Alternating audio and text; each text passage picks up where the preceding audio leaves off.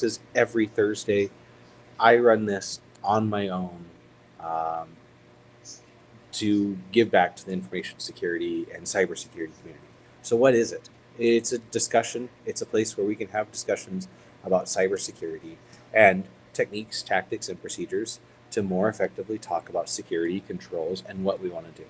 So, we're going to dive into something special here. Right? We've got this great board, and we've got malicious cyber activities in this red line. Right? This is really important because malicious cyber actors are trying to get through our defenses. Well, how do you build defenses? You have to understand what they do. I'm taking um, I'm taking a moment just to validate that this is streaming. Um, I don't know how to use the streaming system, so I'm just checking that we are actually doing this. Um, trying my best here. All right, we are live. We have one attendee. Great, welcome. I'm doing this in two places. I'm doing this in two places because it's a lot of work. And so here we are. I think I've got the comments. You should see this bar at the top, and we're going to walk through how to better secure your organization's information systems.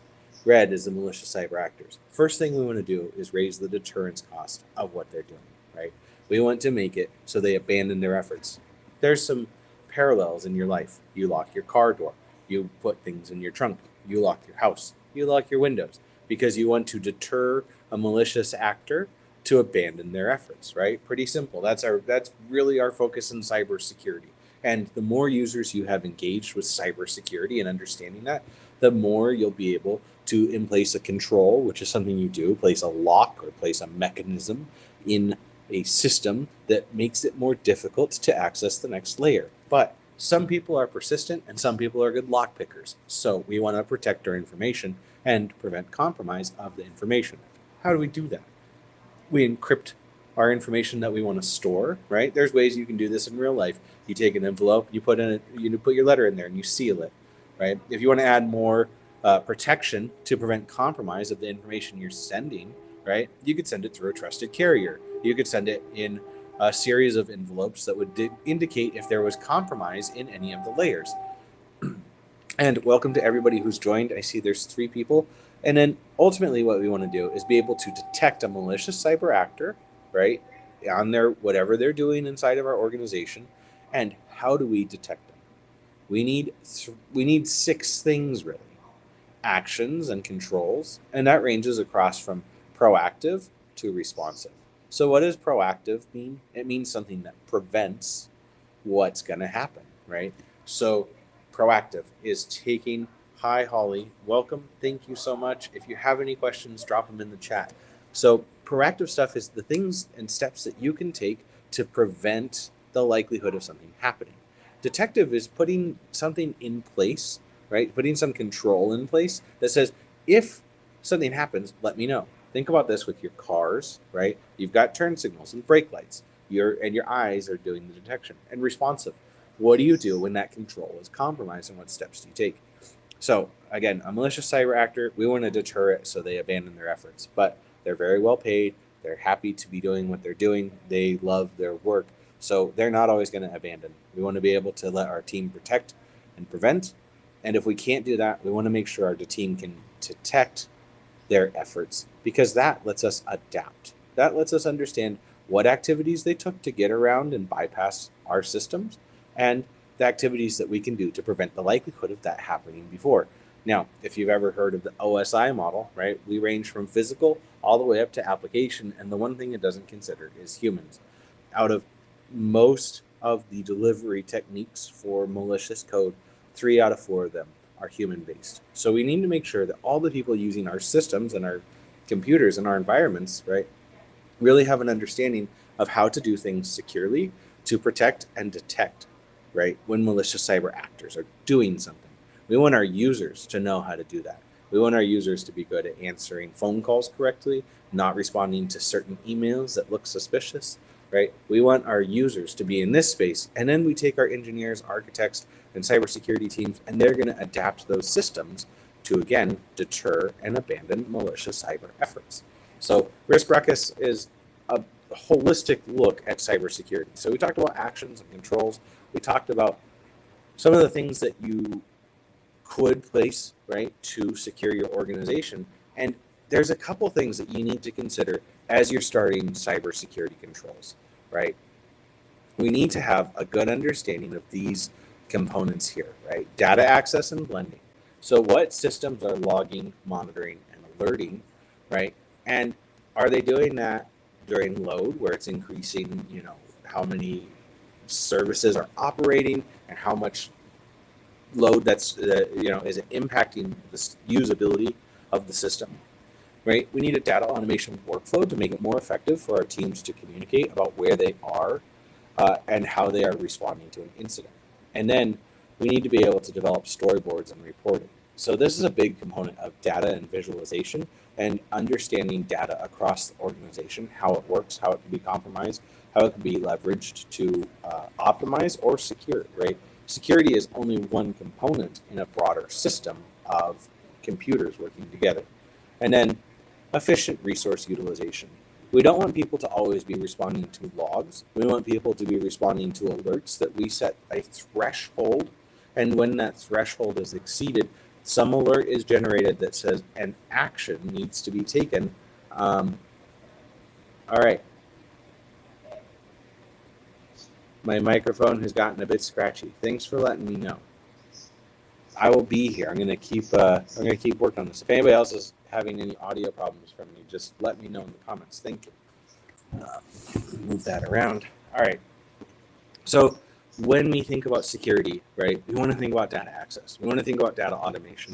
We want to think about storyboards. We want to think about reporting, because what we want, still scratchy. Okay, I will have to look at getting another mic. That'll be coming up in next week's, right? So thanks for dealing with it. Thanks for bringing it to my attention. So when we have these components, right, we can start to induce change, and we can start to accelerate to actually practicing our skills, right? We can focus on scientific foundations, and we want to maximize our research impact. We don't want our analysts to be spending a lot of time researching things that are solved for or that we already know about. Thank you. All right. So we want to make sure we have those components available, and we want to make sure that we can bring those forward. So it's really good to talk with our information security teams about what they're doing, how they're doing it. And now what I'm going to take us into is consequence-driven, cyber-informed engineering. Really exciting stuff if you're into engineering. So we're going to go and do that next. So what are we going to talk about with consequence-driven, cyber-informed engineering solutions, right? We need to have an objective scope and a boundary condition because we're working with information or computer systems, right? And we need to understand what is it that we're looking for, what type of vulnerability, right? And then what is the scope of that vulnerability, which systems is it on, which subnets, or what are the very granular details? And then what are the boundary conditions that we don't want to happen that would require us to raise an alert, right? Here you're doing engineering that integrates your systems and processes for your organization. This is a multi-phase approach. It will require a team to do it, but a small effective team can do it. So what we're going to talk about in phase one are events and cyber events. What are some events? People protesting, a power failure, a hurricane, a fire, flood, tornado. Cyber events are a malicious actor, and they deploy some tool or system or compromise some information. And what we're going to do is we're going to write down some things that fit our industry, right? If you ship dairy milk, you have different threats compared to, say, somebody who produces a service, right? And then we're going to make a scoreboard. You're going to put all of these into categories, and you're going to base a couple factors, right? Impact, velocity, timing, frequency, intensity. And that's going to help you sort of score what are the priority components that you need to secure first, and then second and third, right?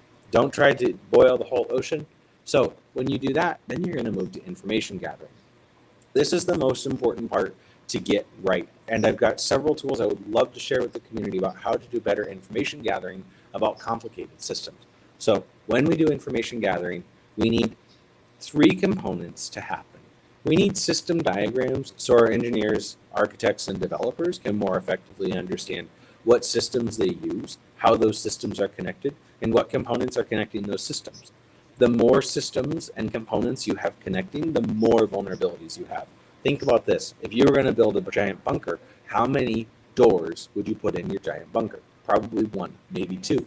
And you would put controls to reduce the likelihood of somebody finding the door or being able to exploit it.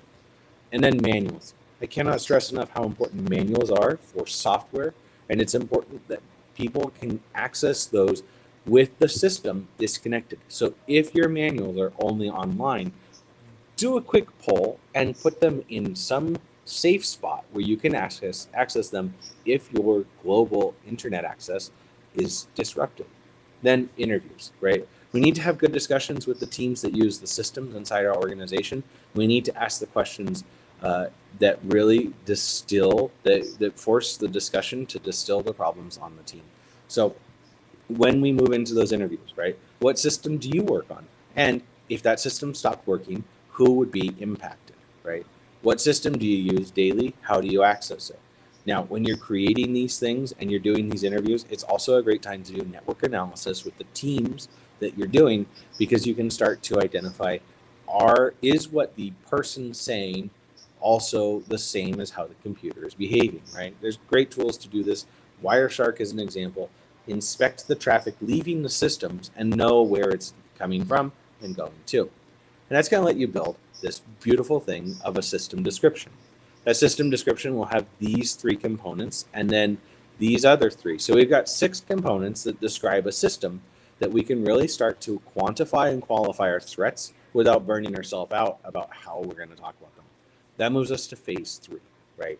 Now, at the start of this, I identified that we have to set objectives, scopes, and boundaries. And our boundaries are going to be a little more on the higher end engineering or technical knowledge, right?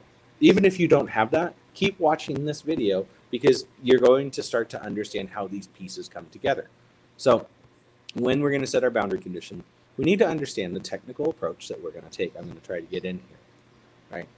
What are some technical approaches that we can take? Is this a white box? Is this a black box event? What type of technical approach is the organization taking? And how are we going to conduct the targeting details? Is the organization asking us to determine the security based on no knowledge, some knowledge, all knowledge, right? And we're going to write that into the scope of work that we're doing, our documentation. And again, we should have the manuals available, right? We should have the interviews available so we understand how the systems work, because we might find a target in a misconfigured environment, right? And we might need to bring that up during an exam or during a penetration test and say, hey, this target is showing something, right? There should be an observer or a controller. This target is showing something. If we interact with it, will it disrupt the organization's process? Again, cybersecurity is just letting business processes operate securely without the likelihood or ability to compromise that. Or if it is compromised, that the compromise is minimal in impact to the organization.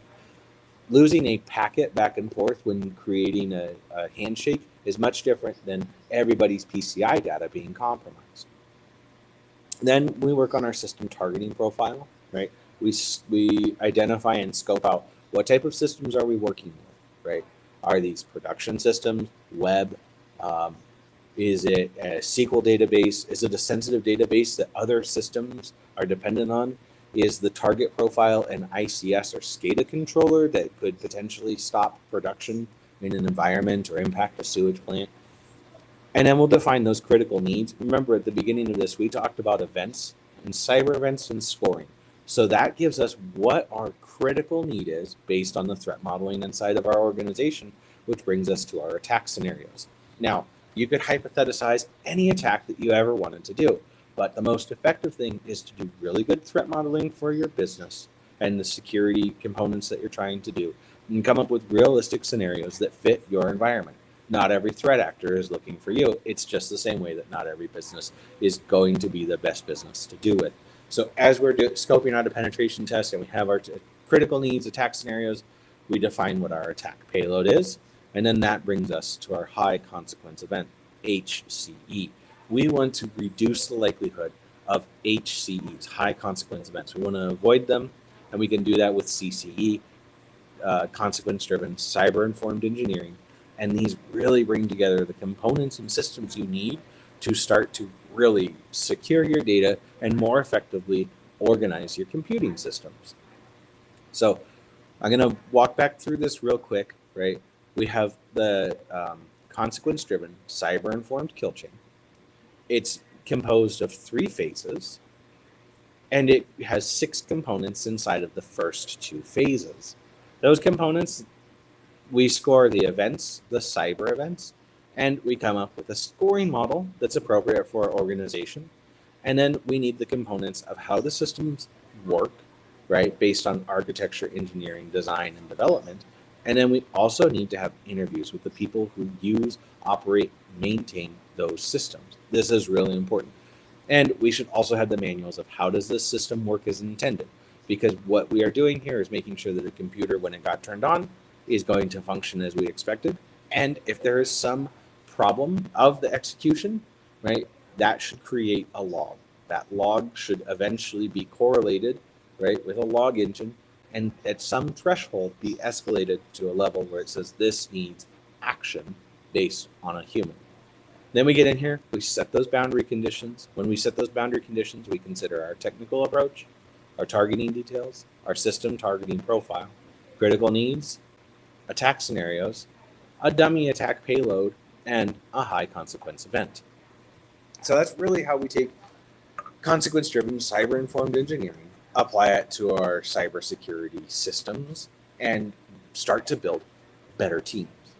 It's a great way to bring people together. So if we wanted to see what that engagement actually looked like, I'm going to dive into that right now. So what are we going to do? How do we achieve a high consequence event, right? We determine our attack scenarios, right? 1, 2, attack scenario N. Don't burn yourself out and make 1,000 of these. Come up with 3 or 4, and plan those. If you can plan for these 3 or 4, you can plan for the other ones because you are just creating a system that your teams can use. So what we talked about in the beginning, we talked about what malicious cyber actors are trying to do, how they're trying to do it, the actions and controls we're going to in place on our systems to be more effective. And then this wire diagram, and it might not convey the best with this screen, we're going to set our targets. Target 1, 2, you can go as far as you're going to go in your exam. And you need some components here, right? You need hardware, software, right? We need the details. We need hardware, software, configuration files, firmware, protocols, operating systems, model, vendor, and the function. This will really help you when you're dealing with intermediary devices inside of networks, because you might have a system with a specific set of hardware or software, or maybe an outdated configuration file that could be the component of compromise. Firmware can be out of date, and certain instances of firmware can also be vulnerable. So when we know that, we can look at the common exploits across the resources that are out there, and we could start to identify after our scanning, right, what firmware might be there that could be part of the target details that leads to that high consequence event. This is much different for a production system than, say, a card reader. So then we want to determine our technical approach. How are we accessing these targets, and what are we doing? So first, we want to start with access. Do we have physical access, logical access? Do we have physical and logical access?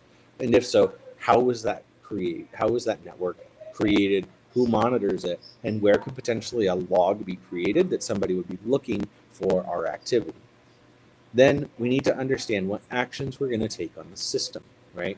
Are we trying to just enumerate the system? Do we want to gain a foothold? Do we want to become persistent? Do we want to use this system to pivot and move through the organization? And timing and triggering, right?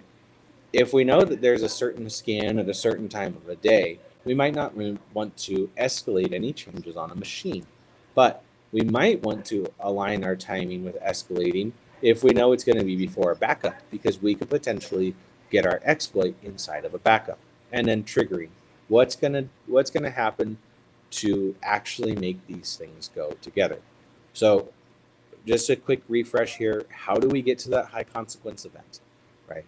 We started with this consequence-driven cyber-informed engineering, 3 phases, 6 components, which defines our boundary conditions. And over here, we're talking about those boundary conditions and actually how to start working these engagements. So you're going to move from your targets and your target details and your technical approach. You'll need to write this out for each of the scopes of how you are assessing an organization.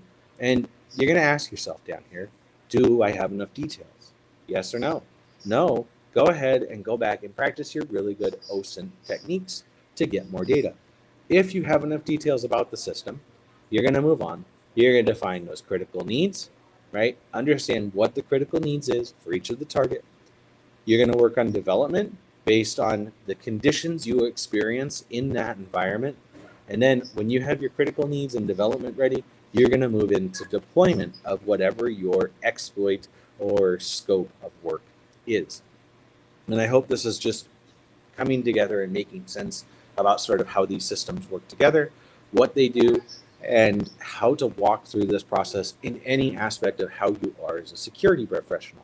GRC, audit, compliance, blue team, red team, right? We should all be speaking these system engineering languages to more effectively communicate about how systems connect, the components they use, and the mechanisms inside those components that make them effective.